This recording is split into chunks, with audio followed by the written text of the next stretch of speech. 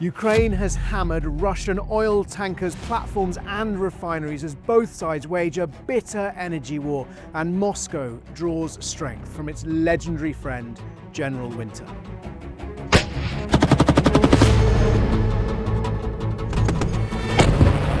Kharkiv again. My name is Jerome Starkey. I'm the defence editor at The Sun newspaper, and this is Frontline, your weekly roundup of the most important news from the war in Ukraine. There have been three distinct dimensions to Ukraine's strikes against Russia's oil infrastructure over the last week. They have hit oil tankers, shadow fleet tankers in the Black Sea. They've hit Lukoil oil refineries in the Caspian Sea, and they've continued their strikes against refineries with a hit in Ryazan. That's about 300 miles inside Russian territory, about 100 miles southeast of Moscow. Those strikes on the tankers in the Black Sea were around Novorossiysk, around the Yuzhnaya Ozoreevka oil terminal. This is a terminal that predominantly pipes oil from Kazakhstan. It's been hit before. Now Ukraine continuing its strikes on the vessels that ship Russia's oil around the world. Part of that campaign we've seen before, not just to cripple production, but to cripple the sales. This is about hurting the Kremlin's coffers, hitting its war chest.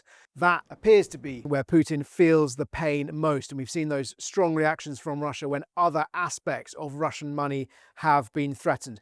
There were reports that 4 tankers were hit. Those were the Delta Harmony, the Matilda, the Delta Supreme and the Freud. Those ships' owners, Reuters, also confirming that only 2 vessels confirmed hit, the other 2 not. So the 2 that we think were hit, the Delta Harmony, and there was dramatic footage of that, and the Matilda.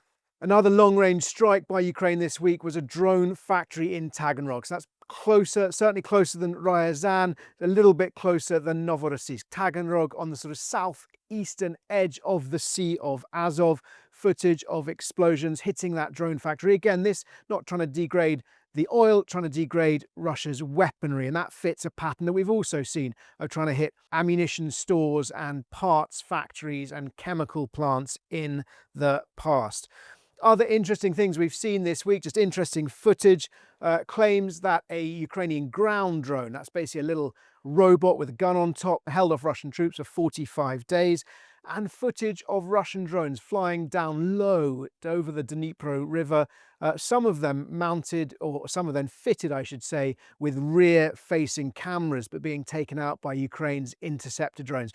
2 things that are interesting about that. One is the presence of those rear-facing cameras. Looks like a sort of evolution in the drone warfare to try and defend, so that these drones can try and defend themselves from the interceptors, and indeed the success of these interceptors operating at low levels against the Shahed drones, the weapon of Russia's choice. Russia, of course, continues to hit back. There have been more than 900 missiles and drones fired in the other direction at Ukraine this week. That's not a particularly high number, but they have had a particularly devastating impact this week, and that's largely because at least some of them have hit a major thermal power plant that supplied heating to the capital Kyiv. So large numbers of homes in the capital Kyiv have been without power, and crucially without heating. Temperatures are routinely plunging to minus 20 degrees Celsius this week at night. Even in the day at 3 p.m. In the afternoon, they can hit minus 11. It is incredibly cold. Russia is waging war against Ukrainian civilians, and Ukraine's SBU has called out these strikes as a war crime. It is almost inevitable that the frail and the vulnerable civilians will die as a result of these strikes on Ukraine's energy infrastructure. In the closer battle, both sides have some things to celebrate, but Ukraine has lost more ground than it has gained. Kyiv's forces have managed to push Russia back in and around Kupiansk in the northeast, in Kharkiv province, but they have lost territory in the south and southeast, around Huliapole and Konstantinivka in eastern Donbass. Those areas in the southeast continue to be areas where Russia has maintained ferocious pressure. And I'd heard anecdotally that the Russian commanders in the southeast, one of the Russian commanders around Huliapole, was seen as one of the most aggressive that Ukraine was facing. That commander, who I don't have his name, but one of the ones that Ukraine had sort of clocked for his aggressive and indeed, it would seem at the moment, successful tactics. Finally, let's have a quick roundup of what's happening in the politics. US President Donald Trump, disappointingly, but I'm afraid not surprisingly, has blamed Ukraine's President Zelensky for the lack of peace. This is once again the White House parroting what seems to be the Kremlin lines. France's President Emmanuel Macron, however, has said that his country is stepping in to fill the gap left by America over intelligence, providing Ukraine with battlefield intelligence. He suggests that Paris is now providing 60% of the battlefield intelligence that Ukraine needs to continue its defense. Britain's Prime Minister Keir Starmer has written an op-ed in a Ukrainian newspaper today where he's called Putin a liar. It won't surprise any of you watching this that Vladimir Putin is a liar. It is unusual for politicians to use that label against each other. His exact words were, when he makes up stories about an attack on his residence, we call those lies for what they are. Now, this is important. It goes back to what we were talking about last week. Russia's Oreshnik missile strike on Lviv. Moscow claimed that use of an intermediate range ballistic missile that goes to the edge of space and hurtles down at 13,000 kilometers per hour. Russia claimed that was a retaliation for a Ukrainian attempted attack on one of Vladimir Putin's residences. Donald Trump, often a friend of the Kremlin, sympathetic to their narratives, he disputed that version of events. Keir Starmer has called it out as a lie as well. And the final thing in politics of Ukraine's allies, Britain's Defence Secretary John Healey has said that the UK will collaborate with Ukraine to produce a new ballistic missile. That is a missile that he says will have a range of over 500 kilometers. It will be able to carry a payload of around 200 kilograms, and it will cost no more than £800,000 a piece. So this is a serious weapon to try and give Ukraine deep strike capability, a sovereign deep strike capability to attack targets inside Russia. Other thing before we get to questions, worth noting that Ukraine has appointed a new defense minister, and he has talked about the 200,000 people who are AWOL from the armed forces, talking about the manpower crisis that Ukraine knows it is facing and is struggling to redress. As ever, thank you very much for your questions. If you have them, please do ask them in the comments below, and I'll do my best to answer as many as I can next time. A lot of you taking issue with my suggestion that Russia was on the back foot and that was why they'd fired the Oreshnik missile. I can understand why that seems surprising.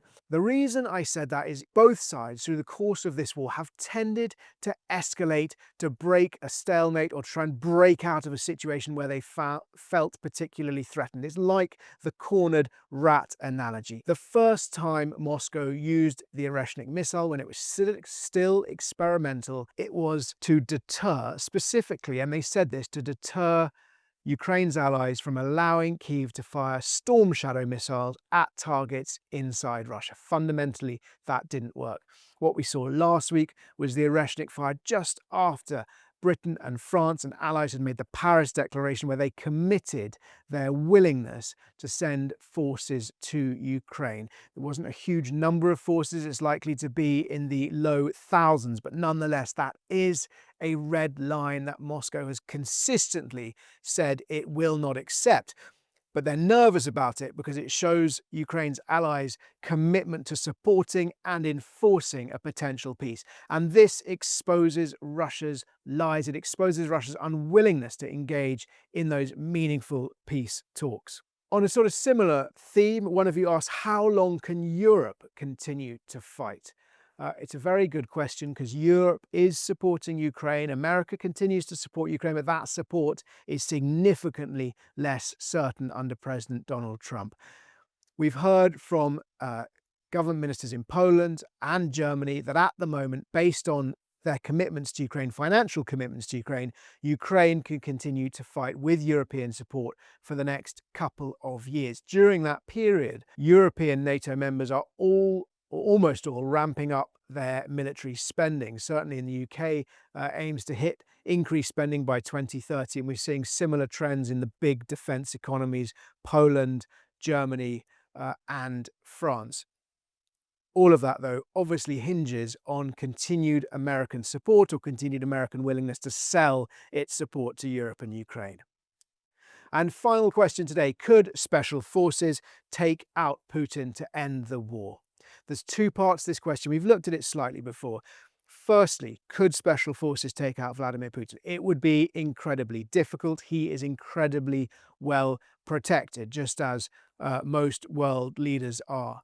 Even if special forces could do that, and even if they succeeded, there is no guarantee that it would end the war, because often in situations like that, where somebody is assassinated or a nation feels under attack, what you find is that two things. People rally around the flag, so that might actually increase support for the Russian war in Ukraine. And there's every chance that somebody who is just as extreme and violent and bloody-minded as Vladimir Putin would take his place. Thank you very much for watching. If you've got any questions, please do ask them in the comments below, and I'll try to answer as many as I can next time.